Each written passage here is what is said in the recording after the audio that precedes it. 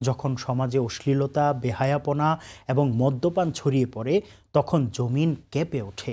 রসুল্লাহ সাল্লাল্লাহু আলাইহি ওয়াসাল্লাম সতর্ক করে বলেছেন, যখন গায়িকা ও বাদ্যযন্ত্রের প্রকাশ ঘটবে এবং অবৈধ উপায়ে সম্পদ অর্জিত হবে, তখন এই জাতি ভূমিকম্প, চেহারা বিকৃতি এবং পাথর বর্ষণের মুখোমুখি হবে।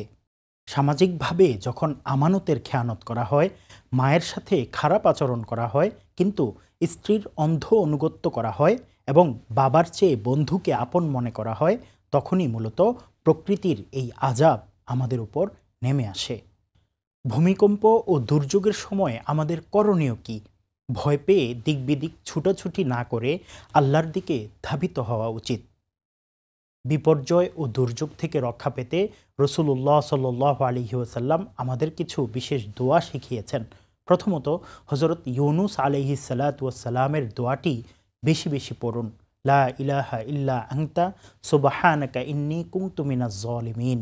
দ্বিতীয়ত, সকাল সন্ধ্যায় ৩ বার করে এই দোয়াটি পড়ার কথা হাদিসে এসেছে, যা পড়লে আসমান ও জমিনের কোনো দুর্যোগ ক্ষতি করতে পারবে না। বিসমিল্লাহিল্লাযী লা ইয়াদুররু মা ইসমিহি শাইউন ফিল আরদি ওয়ালা ফিস সামাই ওয়া হুয়াস সামিউন আলিম।